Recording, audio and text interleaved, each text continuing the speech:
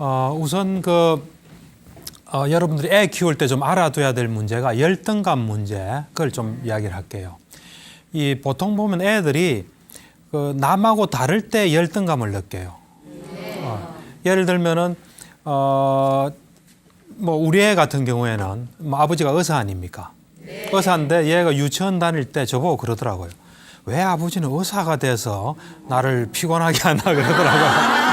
그래서 너 왜 그러니 하니까 자기 유치원 다니는 애들 대부분 아버지 직업이 회사원인데 자기만 의사라서 창피하다 이거예요. 그래서 이제 저는 전공이 이렇다 보니까 얘가 남하고 다르니까 애들은 남하고 다르면 그 사실을 감당을 잘 못해요. 그러다 보니까 그거를 좀 창피한 거로 생각할 수 있어요. 그래서 네 때는 좀 남하고 다른 거 있을 때는 그런 마음이 든다. 나도 어릴 때 그랬다. 그런데 네가 좀 지나고 보면 그런 마음이 없어지고 또 너 반에는 의사가 너밖에 없을지 몰라도 또 다른 데가 많고 의사라는 직업은 또 다른 사람들이 괜찮게 생각하는 직업 중에 하나다. 이런 식으로 이제 넘어가는 거죠. 근데 그래서 애들이 이래 보면 설사 좀 긍정적인 부분에도 열등감을 가질 수 있어요. 저 고등학교 동기인 친구는 그러더라고요. 자기가 시골에서 자랐는데 다른 애들은 전부 고무신 신을 때 자기는 구두를 신었대요. 그리고 다른 애들은 잠바도 못 입을 때 자기는 비루도라 그럽니까? 있죠 그런 거. 그걸 입고 다니는데 그렇게 창피했다 그러더라고요. 그래서 제가 이제 상담실에서 이래 보면 자가용이 있는 집인데 애인데 다른 애들은 자가용이 없는데 자기가 자가용이 있으니까 이제 부모님은 태워다 주고도 쉽잖아요. 그러면 이제 애들 안 보이는데 내려서 걸어가는 거예요. 그러니까 우리가 그렇게 긍정적인 부분에도 좀 감당하기 어려운 문제가 좀 생길 수 있거든요. 그런데 부정적인 거다 하면 이제 열등감이 생길 수 있어요. 그래서 예를 들면 다른 애들은 똑같이 이런 가방을 들고 다니는데 자기 아들만 조금 후진 가방, 다른 애들하고 좀 다른 가방을 들고 가게 하면 그에 대해서 애가 굉장히 마음 쓸 수 있습니다. 그러니까 여러분들이 다른 것을 강요를 하거나 또는 다른 걸 하고 있다면 제가 혹시 그것 때문에 상처를 안 받나 이래서 그걸 좀 이야기하는 게 필요해요. 예, 그런 게 쌓이면 이제 열등감이 되겠죠. 예, 그러니까 우선 이제 아이들이 좀 그런 속성이 있어요. 여러분들이 그걸 좀 감안하시고 그거는 내가 볼 때는 우리가 좀 큰 차원에서 생각하면은 사람이 같은 대열에서 가야 되잖아요. 그래서 이탈하면 이 사람이란 종족이 유지가 안 될 거 아니에요. 그러니까 그런 좀 진화적인 적응적인 측면에서 이제 그런 현상들이 좀 일어나는 것 같아요. 그래서 다 비슷하게 가는 거죠. 그래서 인류로서 동일성을 가지고 가는 거예요. 이렇게. 근데 그런 측면도 좀 생각해 볼 수 있습니다. 그래서 여러분들이 애들이 엄마 나 이 옷 입고 가면 창피해라. 그래 소심하게 생각하냐면 너 좀 너무 예민하다 이래 하지 마시고 그래 얼마나 힘든데 또 애들이 혹시 그에 대해서 말하는 게 있나든지 좀 나누고 또 개선해 줄 수 있으면 개선해 주는 게 좋아요. 그렇지 않고 나는 괴롭고 힘든데 엄마 이건 좀 애들 보기 창피한데 그에 대해서 조치를 안 해주면은 다른 유사한 일이 생기잖아요. 그럴 때 이제 말을 안 할 수가 있어요. 말해봤자 소용없다. 그러니까 그럴 때 이제 부모 자식 간에 텀이 생기는 거예요. 얼마든지 말하면 해결할 수 있는 걸 가지고 이제 말을 안 하게 되는 수가 많거든요. 그러니까 여러분들이 애들이 어느 정도 이제는 안심할 나이가 됐다 할 때까지는 좀 유심히 보는 게 좋아요. 유심히 보고 내 생각으로 하지 말고 애가 어떤 지금 상태고 어떤 마음이다, 어떤 어려움이 있다 해서 그걸 적극적으로 도와주시는 게 좋아요. 예, 그거 좀 여러분들 하나 참고로 하시고. 그 다음 우리가 이제 생각해 볼 수 있는 게 왕따예요, 왕따. 왕따는 이제 집단적으로 따돌리는 거고 괴롭힘이 또 있어요. 한 엄밀하게 괴롭히는. 1대1로 괴롭힐 수도 있고 한 2명이 1명을 괴롭힐 수도 있고. 이제 그런 게 있으면 애들이 학교 가기가 싫죠. 학교 다니는 애들은 학생이 직업이에요, 사실은. 학생이 직업인데 자기가 주로 해야 되는 일을 하기 싫으면 굉장히 인생이 피곤하거든요. 제가 정신과 의사한테 환자 보는 게 피곤하면 어떻겠습니까? 학생이 공부 싫게 되면 그때부터 피곤해지는 거예요, 애들 인생은. 그래서 이 왕따하고 괴롭힘 문제 이걸 좀 이야기를 좀 해볼까 합니다. 예. 정말 아직 저는 아이가 어리기 때문에 예. 예, 왕따 뭐 이런 거 생각도 하기 싫은데요. 예. 예. 네. 요즘에는 또 그런 경우도 있대요. 이렇게 예. 드러내놓고 왕따를 시키는 게 아니라 예. 그러니까 자기가 왕따를 당했는지도 모르게 이렇게 왕따를 시키는 경우가 있다고. 그것도 그래서 뭐 용어가 있을 거예요. 은따라고. 네, 예, 은따, 은근히 따돌림. 왜냐면 드러내고 따돌림 자기가 책임지고 비난을 받을 수 있으니까 네. 은근히 하거나 안 그러면 애가 예. 혼돈에 빠지게 하는 거죠. 예. 예, 그런 재미를 또 볼 수도 있겠죠. 예. 예. 아주 안 좋은, 점점 진화해 가는 거지, 안 좋은 게. 네. 그럴 때는 어떻게 해야 될지가 참. 그러니까 우선 아까도 얘기했다시피 우리가 아이가 완전히 그 튼튼한 성인으로 자리 잡고 이래 가기까지는 우리는 좀 관심을 많이 가져야 돼요. 관심을 가지고 애한테서 어떤 뭐가 있나 그걸 막 예민하게 아니고 그냥 이래 잘 지혜롭게 관찰하다가 뭔가 애가 좀 이상하다. 학교 가는 걸 별로 안 좋아한다든지 학교를 열심히 일찍 가던 애가 늦게 간다든지 또 친구한테 전화가 많이 오던 애가 전화가 안 온다든지 뭐 그 변화가 있을 때 뭐가 이런 변화를 가져왔나 하고 자꾸 이래 물어보고 같이 나눠야 돼요. 그래서 부모가 될 때는 그 이래 눈치를 눈치라기보다 하여튼 잘 관찰해야 돼요. 잘 관찰해서 아이한테 뭐가 발생하면 그때 적극적으로 개입해 들어가야 돼요. 그래서 왕따도 그렇게 적극적으로 개입해 들어가야 되는데 이제 그런 문제를 해결할 때는 어떻게 하냐면 왕따라든지 이제 왕따 경우를 우선 조금 이야기해 볼게요. 왕따인 경우는 아이가 하여튼 왕따 당하고 있다는 사실을 정확히 알아야 되겠죠. 알고 난 뒤에는 애가 왕따를 당할 수 있는 소지를 보인다. 왜냐하면 남들이 자꾸 싫어하는 일을 한다든지 수업 시간에 어떤 애는 막 떠드는 애가 있거든요. 잘난 체하고. 남이 싫어할 만한 일을 하고 있다. 그러니까 말하자면 왕따의 어떤 핑계거리를 제공한다. 뭐 애가 문제가 있다 해서 왕따 시켜서는 안 되는 거죠. 왕따 시키는 건 왕따 시킨 애들의 문제지만 적어도 그거를 근본적으로 해결하기 위해서 내가 빌미를 주는 건 없애야 되지 않습니까? 그래서 우리 아이가 그런 빌미가 있다면 그거를 일단은 좀 고쳐주는 게 좋아요. 언론도 하고. 무조건 애 편을 들어서 왕따 시킨 애들이 나쁘다 막 이러는 것보다도 일단 어떻게 해서 왕따가 되게 됐나. 되게 된 걸 보니까 너가 이런 행동은 애들 눈에 거슬리고 애들이 말하자면 뭐 왕따 시킬 애를 하나 찾는 중에 너가 걸릴 수 있다. 그래서 너가 좀 다르게 행동하는 게 좋다 하고 애의 어떤 문제되는 행동이나 표정이나 말 어떤 애들은 표정이 또 피곤한 애들도 있거든요. 그럼 표정도 바꿔야 돼요. 표정 바꾸는 거는 걔 가방에다 거울을 하나 넣어줘서 한 번씩 너 거울을 좀 봐라. 그걸 안 보면 자기가 인상 쓰고 있는지도 몰라요. 사람은 무의식적으로 뭘 하기 때문에. 그래서 어쨌든 애가 남들한테 그 왕따를 당할 만한 그 어떤 핑계거리 그런 것을 이제 우선 없애야 되고요. 그 다음에 그렇더라도 사람 왕따 시키면 안 되거든요. 그건 있을 수가 없는 거예요. 그거로부터 우리는 보호해야 돼요. 그래서 학교 선생님하고 상의도 하고 또 그중에 아는 엄마끼리 아는 경우도 있잖아요. 그래서 그런 것들을 조치를 해서 얘를 왕따에서부터 확실하게 벗어나게 해야 돼요. 그러고 벗어날 때까지 잘 관찰하고 정당한 조치들을 취해야 돼요. 이런 건 안 좋죠. 왕따 시켰다니까 화가 나서 막 때리고 가서 그럼 애들이 더 왕따 시키죠. 더 여론은 안 좋게 돌죠. 그러니까 우리가 뭘 하더라도 지혜롭게 하고 상황에 맞게 해야 돼요. 안 되면 뭐 애들이 좋아하는 피자를 한번 사준다든지 뭐 어쨌든 애한테 실질적으로 도움되는 걸 해야지 우리 기분에 우리 감정에 가서 뭘 하면 더 악화될 수 있죠. 그래서 왕따가 있을 때 이제 그렇게 적극적으로 개입해서 그런 것이 없어질 때까지 잘 이래 그 관찰해서 끝까지 관찰시키는 게 좋아요. 그다음 두 번째는 왕따는 아니지만 은근하게 괴롭히는 경우가 있어요. 좀 주먹 센 애가 좀 약해 보이는 애. 또 그리고 괴롭힌 애들도 괴롭힘을 받는 애를 찾을 때 남들이 볼 때 우동생을 괴롭히고 아무 하자 없는 애를 괴롭히면 안 되잖아요. 그럼 자기가 더 이상한 사람이 되니까 약간 문제 있는 애들, 좀 애들 싫어하는 만한 애들, 그런 애들 잡아서 보통 괴롭혀요. 그리고 한 번 이래 괴롭힌다고 뭘 탁 해봤을 때 반응이 좋다든지 자기 마음대로 잘 된다든지 이럴 때 이제 괴롭히는 관계로 보통 심한 경우는 1년 내내 가요. 학년 바뀔 때까지. 그래서 이제 그런 경우에는 조금 더 적극적인 게 필요해요. 왜 적극적인 게 필요하냐면은 그런 애들은 괴롭힌 애들은 지금 자기가 괴롭힌다는 게 발각되는 게 두렵잖아요. 그렇기 때문에 항상 단속을 해요. 너 지금 내가 이러는 거 집에 가서 이야기하면 그때는 죽는 줄 알아라. 지도새도 모르게 생명의 위협까지 해요. 너를 뭐 어떤 식으로 뭐 하겠다든지 그런 식으로 계속 해요. 그리고 애들한테는 그 애가 우리 어른이 볼 때는 그놈이지만 걔들이 볼 때는 거대한 어떤 그 거인처럼 보이거든요. 자기가 도저히 어떻게 할 수 없는 굉장히 강한 사람으로 보여요. 그렇기 때문에 그 사이에 어떤 이상한 관계가 형성될 수 있어요.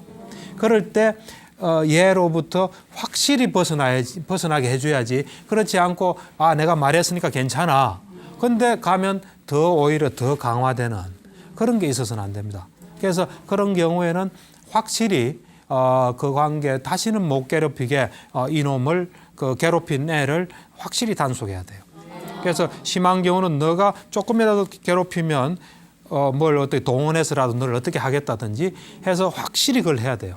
그래서 그 관계가 완전히 끊어지게끔 그렇게 만들지 않고 어설프게 이제 말했으니까 괜찮아. 그건 곤란합니다. 그래 되면 아까 이야기했다시피 어설프게 그럼 이제 이래요. 자, 너가 어설프게 이야기했으니까 너는 더 괴롭지. 앞으로 말하지 마. 이래 되는 거예요. 그래도 말도 못하고 굉장히 괴롭게 돼요. 그렇기 때문에 괴롭힘 당할 때는 굉장히 적극적으로 해야 돼요. 심한 경우는 그 괴롭힌 애들 좀 그 불안한 애들 많잖아요. 그럼 친척 중에 누구 좀 주먹 쓰는 사람 있잖아요. 한번 데려가는 게 제일 효과적이에요. 가서 그에 맞게 확실하게 그건 서로 통하거든요. 그래서 확실하게 하는 게 좋아요. 그러고 난 뒤에 하나 또 점검해야 될 부분이 있어요. 이제 이게 중요한 이야기인데 이제 그렇게 괴롭힘을 받잖아요. 얘가. 이 거친 애한테 괴롭힘을 받는 걸 한 1년 가까이 하죠. 하고 나면 어떻게 되냐면 얘 비슷해져요. 원래는 순진하고 착하고 남 괴롭힐 줄 모르는 애인데 얘하고 같이 있는 동안에 비슷하게 됩니다. 그래서 왜 그러냐면 저는 이제 상담실에서 그런 애들 많이 봤거든요. 그 데려오면 하나같이 불량기가 있어 보여요. 그 들어보면 그랬던 애가 아니에요. 착하고 참 부드럽고 이런 애인데 지금은 얘가 또 다른 애를 괴롭혀요. 보통 경우 괴롭혀요. 그래서 아까 왕따 이야기 했는데 왕따도 보면 어디선가 하여튼 괴롭힘 당한 애들이 또 괴롭혀요. 그 보통 집에서 이제 아버지가 뭐 알코올 중독이든지 엄마가 거칠든지 막 그래서 좀 거칠게 대하고 집에서 꼼짝 못 하잖아요. 근데 그런 부모하고 오래 있다 보면 자기도 좀 힘이 세져요. 힘이 세져서 학교 가보면 애들이 만만한 거예요. 그리고 또 이래 괴롭힘 당한 사람들은 자기 자존심이 떨어져 있거든요. 근데 남 괴롭히면서 자존심도 회복해요. 그러면서 이래 자꾸 이래 악순환 되는 거예요, 사실은. 절대로 행복하고 진정으로 힘 있는 사람은 남을 안 괴롭힙니다. 그러니까 왕따에 가담한 사람도 과거에 왕따의 희생자들이 많아요, 사실은. 그렇기 때문에 괴롭힘 당한 애들은 다시 그 괴 비슷해진 것으로부터 원상태로 돌아가게끔 도와줘야 돼요. 너가 이렇게 변했다는 거. 왜 변하냐면은 사실 처음에 괴롭힌 애가 있고 자기가 있잖아요. 있는데 이 차이가 날수록 괴롭거든요. 괴롭기 때문에 자꾸 비슷해지는 거예요. 그러니까 있다 보면 물이 드는 거예요. 뭐 주먹 쓰는 것도 힘 아닙니까? 힘을 또 가지게 되는 거죠. 그래서 자기도 그래 되는 거예요. 그래서 보통은 이제 이렇게 괴롭힘 받아서 온 애가 오면 치료는 이 관계를 분명히 끊어줘야 되고 그 다음에 얘가 변한 거를 좀 바꿔줘야 돼요. 원상복귀시켜줘야 돼요. 보통 그렇게 치료가 진행이 됩니다. 네. 또 아이들 아무래도 학생이다 보니까 예. 학습이 또 중요하잖아요, 박사님. 예, 그렇죠. 학습 이거는 아까 제가 했던 학생의 직업은 뭐라 그랬습니까? 공부죠. 학교 가서 공부하는 거죠. 그래서 공부가 재미없어지면은 애들 인생이 피곤해지고 이제 이상한 일이 생겨요. 딴 걸 자꾸 하게 됩니다. 그렇기 때문에 학교 다니는 동안은 공부가 재밌게끔 우리는 도와줘야 돼요. 그리고 사실 공부는 재밌는 거예요. 뭐 노는 것만 재밌는 게 아니에요. 공부도 재밌습니다, 사실은. 그거를 재밌게끔 우리는 도와줘야 돼요. 근데 이래 보면은 우리가 그 애들 이래 그러니까 참 이래 관찰이 중요한 게 애가 태어나잖아요. 애가 태어나서 이래 보면 호기심을 보일 때가 있죠. 그럴 때 그 참 네가 저 호기심 보이는 건 참 좋다 하고 그거에 대해서 좀 이래 반응을 해줘야 돼요. 반응을 해주고 예를 들면 수에 관심을 가지면 야, 너 수학에 뭔가 재능이 있는 모양이다. 요런 책도 좀 사올게 해서 좀 갖다 주고 뭐 이렇게 해서 그거 다 학습이 되는 거거든요. 학습이에요. 근데 이제 보면 그런 기회들을 우리가 놓칠 수 있어요. 그러니까 우리가 조금 시간의 여유가 있어야 돼요. 우리 사는 게 너무 바쁘고 또 너무 힘들면은 이 마음의 여유가 없고 그럼 시간을 낼 수가 없어요. 우리는 시간이 제일 중요합니다. 시간을 내야 돼요. 사랑도 시간이고 뭐 자녀 양육도 시간이고 시간을 확보해야 돼요. 그래서 어떤 데는 뭐 다른 걸 좀 희생시키고 시간을 확보해서 그 시간을 가지고 애를 도와줘야 되거든요. 그래서 학습을 이래 보면은 제일 안타까운 게 이래 엄마가 이제 애를 가르치는 경우가 있어요. 가르치는데 보면은 애는 누구든지 여러분들이 생각할 게 잘하고 싶어 합니다. 잘하려고 해요. 근데 잘 안 되는 거예요. 잘할 수 있게끔 도와줘야 돼요. 근데 우리는 너무 쉽게 그래요. 야, 너 공부해. 빨리 해. 누구든 공부 안 하고 싶고 빨리 안 하고 싶습니까? 그게 안 되는데요. 그거는 뭐냐면 안 되는 데다가 또 한 대 더 때리는 거예요. 고통 주는 거예요. 걔는 절대로 여러분을 고맙다고 생각 안 합니다. 우리가 뭔가 진정으로 도와줘야 고마운 거예요. 그래서 남에게 도움되게끔 해야 돼요. 공부도 마찬가지예요. 공부도 기본 전제가 누구나 공부를 잘하고 싶어 한다. 근데 지금 공부를 못하는 거는 뭔가 쟤의 한계 있고 쟤는 공부 잘할 수 있는 뭐가 있는데 아직 뭐가 못 풀었다. 그래서 내가 어떻게 하면 도와줄까 하고 연구를 하셔야 돼요. 연구 안 하고 무조건 공부해. 잘해라. 이거는 피곤하게 하는 거예요.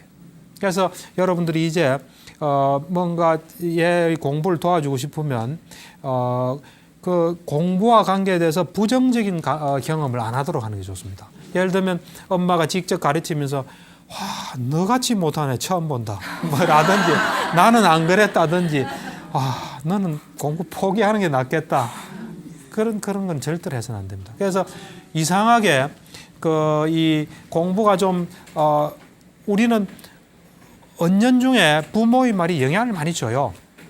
그렇기 때문에 야, 너는 뭐 공부가 좀 이상하다. 너는 공부해서는 안 되는 모양이다. 포기해라. 이러면은 그냥 자기가 그런 애로 생각이 쉽습니다. 애들 뭘 모르기 때문에. 그래서 그 공부가 잘 안 될 때 너가 지금 뭔가 요런 것이 잘 안 풀려서 못하는 모양이다. 요것만 풀면 넌 잘할 수 있다. 실제로 그렇고요. 그래서 공부에 관해서 엄마하고 같이 있는 시간이 참 편하고 좋다. 그리고 그래 돼야지 엄마하고 같이 있는 시간이 피곤하다 이래 되면 그게 공부하고 딱 연관이 되면은 그다음부터 피곤한 게 되기 쉽습니다. 그리고 공부에 대해서 그래 안 좋은 기억이 있으면 커서 공부 아닌 것도 예를 들면 우리는 커서 뭐 영어 해야 되지 않습니까? 네. 여행도 많이 가고 이러면 공부해야 되는데 영어를 해야 되는데 영어는 공부다 그 싫어하는 거예요. 그래서 안 하는 사람도 많아요. 영어는 공부가 아닌데 말이잖아요. 어디 가서 물건도 잘 사고 누구랑 만나서 사귀고 해야 되는데 그 공부라고 딱 생각하고 있어요. 그러면은 그게 이제 안 되는 거예요. 이 학습은 저도 사실 그러지 못했어요. 못했는데 제일 중요한 게 예습이에요. 예습.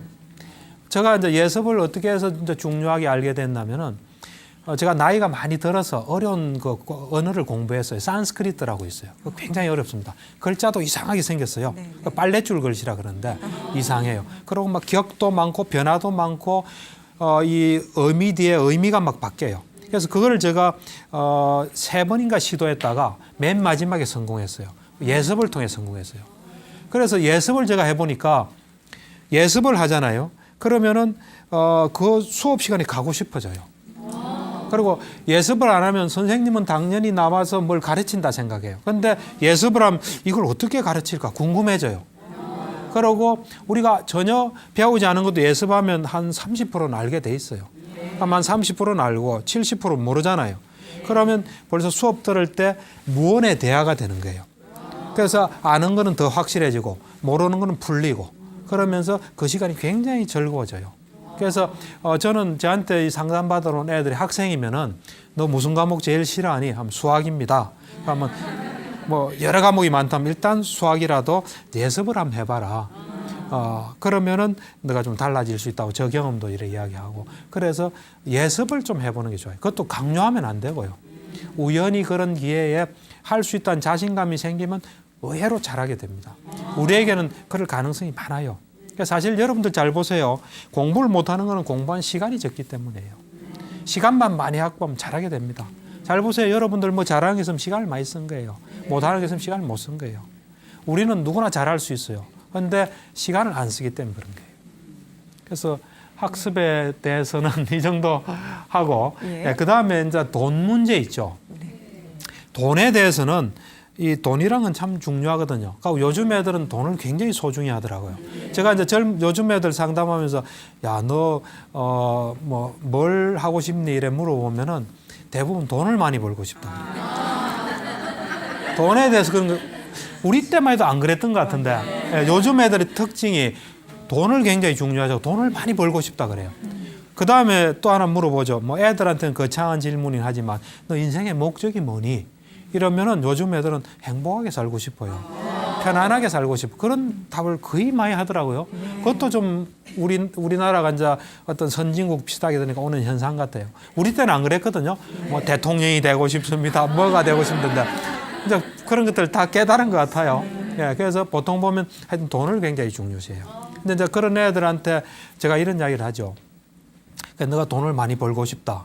돈 많이 벌고 싶으면 좋다. 그렇지만 돈이란 건 너가 잘 봐라. 그럼 제가 지갑에서 돈을 내요. 그래서 돈을 딱 내면서 이 돈에는 보이진 않지만 다 꼬리표가 붙어 있다. 준 사람이 다 있다. 준 사람이. 그래서 제가 그래요. 자, 너가 돈이 많고 싶으면 누가 줘야 되지. 너가 은행에서 찍어내거나 훔칠 수는 없잖아. 많이 줘야 되지. 하니까 예, 맞습니다. 그래요. 그러면 그 사람이 함부로 돈을 주나? 하니까 안 주죠. 먼저 네가 뭘 줘야 되지. 그 사람이 필요한 걸 줘야 되지 하니까 맞습니다. 그래. 그럼 지금 너가 남한테 줄 수 있는 게 뭐가 있니? 하니까 없습니다. 그래요. 내가 돈이 많이 벌고 싶으면 줄 수 있는 걸 많이 마련해라.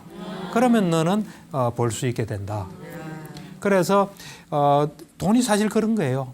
그래서 우리 사회는 지금 보면 부자를 조금 좀 안 좋게 보는 경향이 있는데 이제 물론 옛날에 뭐 독재 정권 시절에 권력을 위해서 번 사람들은 좀 그렇죠. 이제는 이래 법에 따라서 경제 활동에서 번 사람들은 어쨌든 돈이 많다는 것은 남에게 필요한 걸 많이 준 거예요. 우리는 이제 그런 측면에서 돈을 좀 볼 필요가 있어요. 그리고 참 재밌는 게 돈이라는 글자를 잘 안 보세요. 돈이라는 글자가 있죠. 돈. 도에다가 니은이 있죠. 그다음 도라는 글자가 또 있죠. 돌다 할 때 도에다가 리을자가 있죠. 잘 보면요. 돈을 잘 처리하면 도가 되고 돈을 잘못 쳐서 휙 돌면은 돌아버리는 거예요. 그래서 이 돈이 굉장히 중요합니다. 저는 누가 이래 돈 내는 거 보면은 그 사람 좀 인격이 잘 성격을 알 수 있어요. 제가 이제 학회할 때 뭐 재무부장도 하고 그랬는데 그때 이래 돈 내는 태도를 보면은 그 사람의 어떤 걸 좀 짐작할 수 있어요. 하여튼 이 돈이랑은 굉장히 중요합니다. 그래서 이 돈을 잘 이래 벌 수 있고 또 잘 쓸 수 있고 이런 사람을 이제 키워 나가야 돼요. 그리고 자기가 지금 처한 처지하고 자기 경제 활동이 또 딱 맞아야 돼요. 어떤 사람 갭이 있는 사람이 있어요. 그것도 곤란합니다. 그래서 갭이 있는 경우는 사실 좀 부모 책임이에요. 모든 걸 우리 부모 책임으로 돌릴 수는 없지만 부모가 자기 형편에 맞게 돈을 쓰고 또 형편에 맞게 뭐 집안도 하고 형편에 맞게 차도 사고 그러면 그 차이가 별로 안 나게 돼요. 그런데 돈은 없는데 뭘 자꾸 많이 쓰잖아요. 그럼 걔도 비슷해져요. 그 굉장히 피곤한 인생이 됩니다. 그래서 우리가 우리 형편에 맞게 살아가는 게 참 필요해요. 형편에 맞으면 어려운 거 없습니다. 형편에 맞지 않기 때문에 어려운 거예요. 그래서 또 돈을 보면은 어떤 애들은 돈으로 친구를 사는 애들이 좀 있어요. 우선 돈 씀씀이가 많다 이러면 어디 쓰나 이걸 좀 잘 보셔야 돼요. 뭐 하는 데 쓰나. 그러니까 보면 어떤 애들은 남 사주는 데 쓰는 애들이 좀 있어요. 걔는 돈으로 친구를 사는 거예요. 예, 그럴 때 친구를 잘 사귈 수 있는 법, 또 돈으로 사귀었을 때 한계 이런 것도 교육해야 되고 우선 좀 부처님 뭐 손바닥 위에 있다 하듯이 자식이 좀 이래 컨트롤하기 위해서 아니라 도와주기 위해서 잘 파악해야 돼요. 특히 돈을 많이 쓴다 이러면 뭐 오락실에 가려고 많이 쓰는지 또 친구들 사먹이려고 많이 쓰는지 뭐 하는지 잘 봐야 돼요. 그래서 돈에 대해서 적절하게 쓸 수 있게끔 우리는 도와줘야 됩니다. 또 그리고 어떤 어머님은 그러세요. 아이가 공부를 하든 안 하든 집에만 좀 빨리 들어왔으면 좋겠다. 학교 끝나고 어슬렁어슬렁 배회하는 친구들 있잖아요. 왜 그런 걸까요? 그 문제도 상당히 중요한 문제인데요. 이 집이라는 게 사실은 집이 좋아야 됩니다. 배하는 애들 자세히 보면요. 집에 있으면 답답해하고 피곤해하고 싫어하기 때문에 집을 배회하거든요. 근데 아이는 지금 집 떠날 준비가 안 된 상태예요. 집 딱 나서는 순간에 집 밖에서 뭘 하려면 돈이 필요하잖아요. 먹는 데도 필요하죠. 잠자는 데도 필요하죠. 자기 근무하는데 돈이 필요하니까. 근데 돈은 없는 상태에서 집을 나가는 경우가 많거든요. 그래서 사실은 애들이 완전히 성인이 되기까지는 집에 있도록 해야 돼요. 놀아도 집에서 놀아야 돼요. 그렇지 않고 집에서 나가버리면 그때부터 문제가 생깁니다. 특히 여자애는 집을 나가는 순간에 문제가 생겨요. 나쁜 길로 빠지기 쉽습니다. 술집에 나가는 수도 있고. 요즘 애들이 숙성하잖아요. 그래서 중학생만 돼도 화장하고 뭐 사복 갈아입으면 걔가 중학생인지 고등학생인지 어른인지 알 수 없어요. 그렇기 때문에 애들은 집이 좋아야 됩니다. 어른도 그렇잖아요. 퇴근하고 집이 좋아야 빨리 집에 오죠. 집이 싫으면 여기저기 다니다가 문제 생기잖아요. 그래서 우리가 애들이 공부 안 하면은 막 공부해라 하는 건 좋지만 집이 싫을 정도로 애들을 뭐 이래 하는 건 좋지 않습니다. 그러다 보면 바깥에 나가서 문제가 생겨요. 그래서 어떤 경우에도 우리는 집은 안식처가 돼야 됩니다. 그래서 바깥에서 힘들고 어려울 때 집에 와서 쉴 수 있는 곳으로 우리는 만들어야 돼요. 그래서 그래야 되려면 집안 공기가 좋아야 돼요. 집안 공기랑은 집안의 분위기거든요. 집안의 분위기가 안 좋으면 공기가 탁해요. 답답해가지고 숨 쉬면 막 이래 안 좋은 거예요. 그래서 집안 분위기를 잘 만들고 거기서 설사 뭐 좀 어떤 사람은 이제 이 게임을 막 하잖아요. 게임 막 하면은 집에서 하지 말라고 하면 또 오락실 가서 해요. 네. 잘 파악해야 돼요. 오락실 가서 하는 것보다는 집에서 하는 게 나아요. 오락실 가면은 담배 연기 있죠. 거기 또 사행성 또 게임도 있거든요. 그러다가 또 나쁜 친구도 만날 수 있고 또 괴롭힘 당할 수도 있고요. 돈도 뺏길 수 있고. 그러니까 오락하는 건 안 좋지만 바깥에 가서 하는 것보다는 집에서 하는 게 좋습니다. 그래서 집은 어떤 경우도 좀 좋게 할 필요가 있습니다. 우리를 위해서. 예. 예. 네. 그래도 아이들 이제 예. 어떠세요? 어머님들 사춘기 다 이제 지났어요, 아이들이? 예, 저는 이제 좀 이제 올 거니까 좀 많이 걱정되는데. 좀 빨리 오니까. 예. 어떻게 해야 될까요? 사춘기 때는. 사춘기란 거는 참 어렵습니다, 사실은. 제가 이래 환자들 치료해 보면은 어린애들 치료가 좀 쉬워요. 또 어른 치료가 쉬워요. 근데 사춘기에는요 어려워요. 물론 예외는 많지만 비행 청소년은 참 힘듭니다. 그래서 제가 그걸 이제 경험하면서 느낀 게 이 사춘기라는 게 애와 어른의 중간이지만 새로운 인간이에요. 그 사람들의 그 애들의 특징은 자기 마음대로 인생을 살고 싶은 거예요.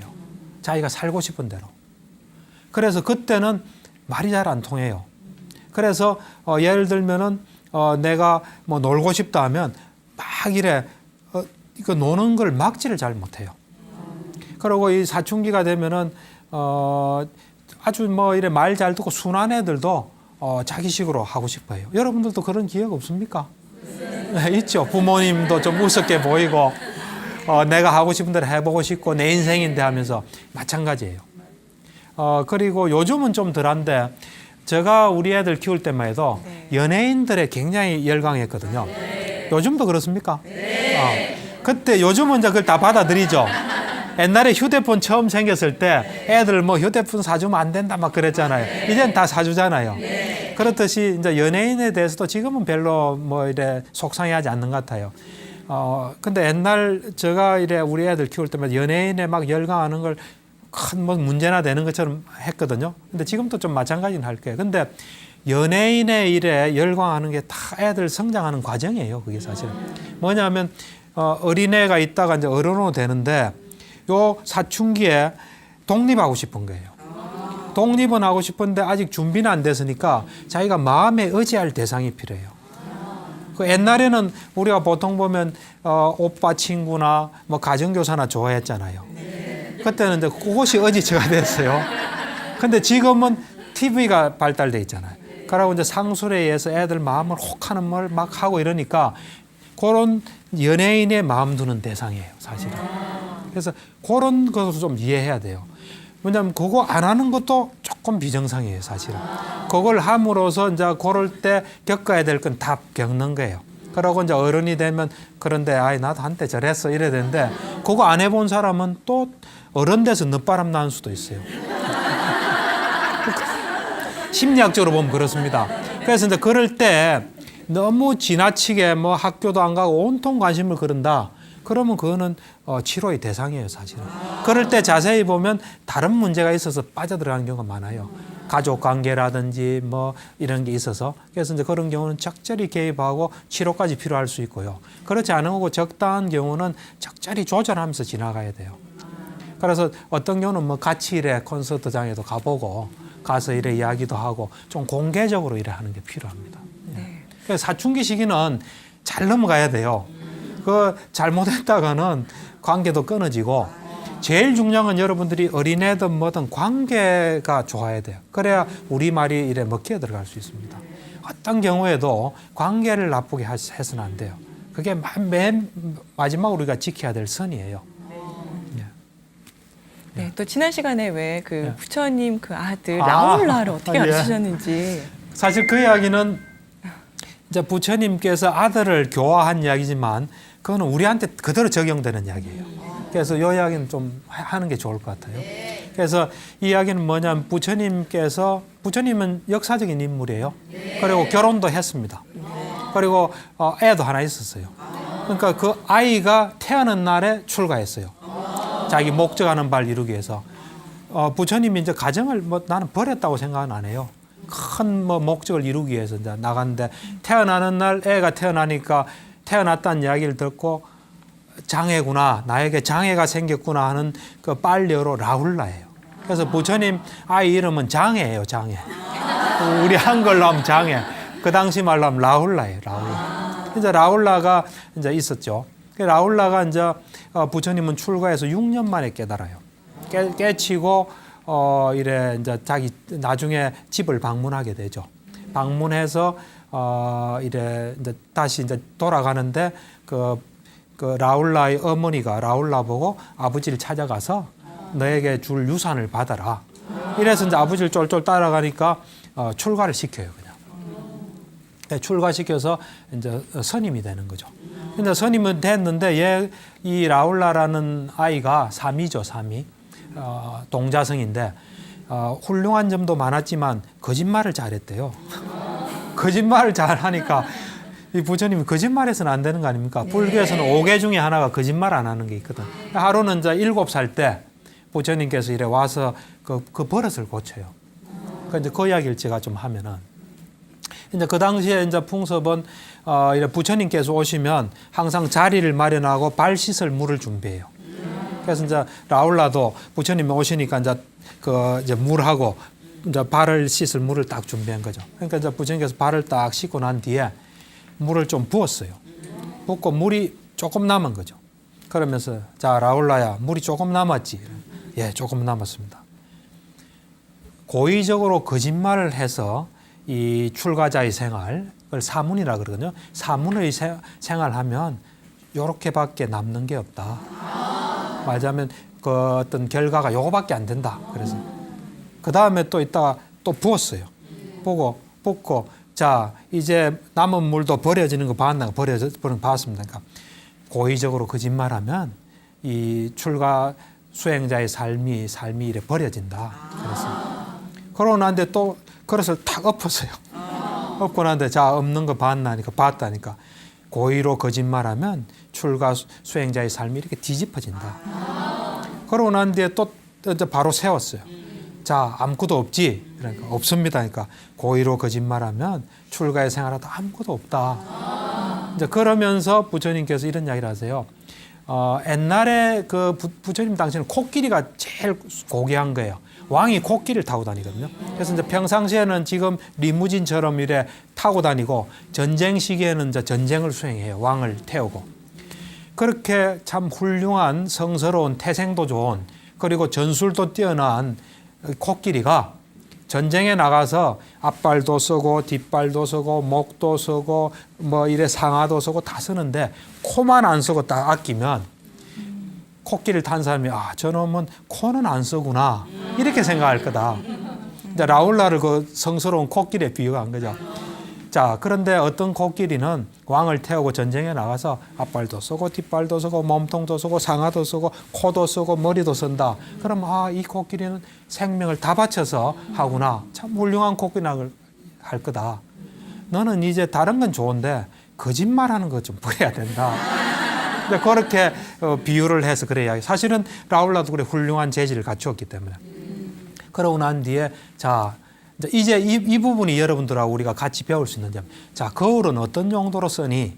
이러니까 거울은 얼굴을 비추어 본 데 씁니다. 하니까 자, 이제 너가 너 자신을 비추어서 무슨 말을 할 때나 행동을 할 때나 생각을 할 때 조심스럽게 해라. 너가 만약에 어떤 행동을 하려고 한다. 아직 하진 않았습니다. 하려고 한다면은 가만히 너 자신을 비추어서 너가 앞으로 하는 행동이 너한테 이득이 되는지, 너한테 해가 되는지, 또 그 행동을 받는 그 상대방한테 해가 되는지, 또는 너와 그 사람한테 해가 되는지를 잘 봐라. 그리고 그 행동이 악하고 건전하지 못해서 괴로운 결과를 받는 건지 그걸 잘 봐라.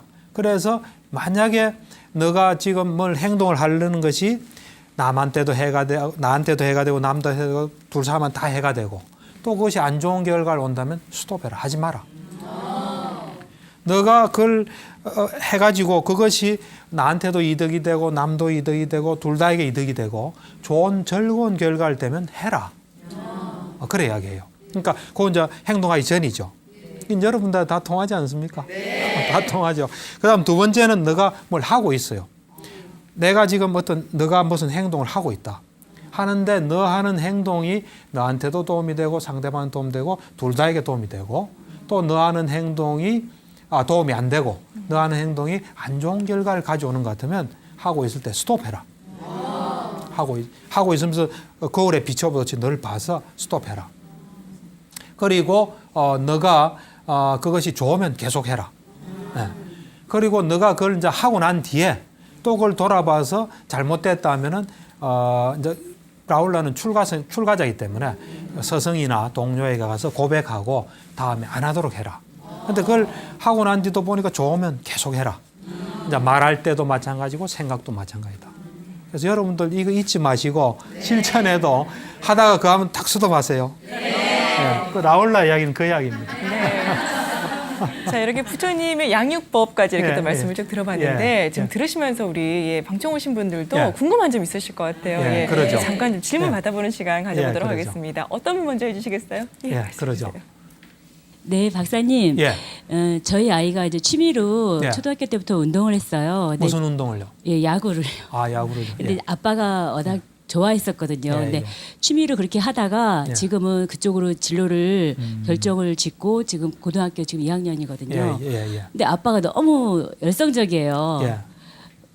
아이는 이제 착실한 성격은 그러니까 착실한 성격인데 조금 못 미치면은 아빠가 좀 너무 되게 이제 야단을 치고 좀 그러는데 저는 그게 또 너무 안쓰러워서 아이 편에서 조금 약간 이렇게 두둔을 해주고 조금 그런 편이거든요.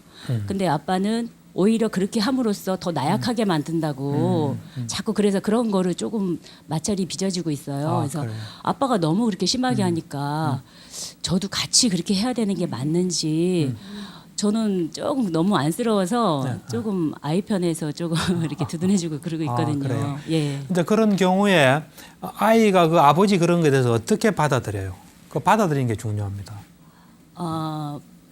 그 본인이 좀 부족하다는 그 생각을 좀 해요. 아빠 그 이상치보다는 본인이 조금 못 미친다고 생각을 하더라고요. 하는데 이제 그렇게 아버지가 이야기하는 것이 자기한테 도움이 되고 힘이 나고 그것이 반영이 되는 건지 그 이야기 들으면 반발심이 생기고 아이고 나 이제 야구 소질이 없는 모양이다 해서 부정적으로 나오는 거지 항상 반응이 제일 중요합니다. 그 가끔 아빠가 그렇게 말을 해줌으로써 자기한테 오히려 도움이 된다는 얘기를 한번 하긴 한 적이 있거든요.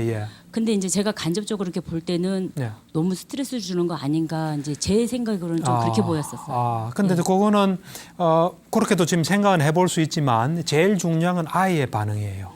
아이의 반응이기 때문에 아이가 아버지가 나한테 관심을 가지고 있고 아버지 말하는 걸 들어보면 내가 좀 놓치고 있는 것을 자기도 알게 되고 더 잘하게 되고 그런 거는 뭐 아무 문제 없습니다.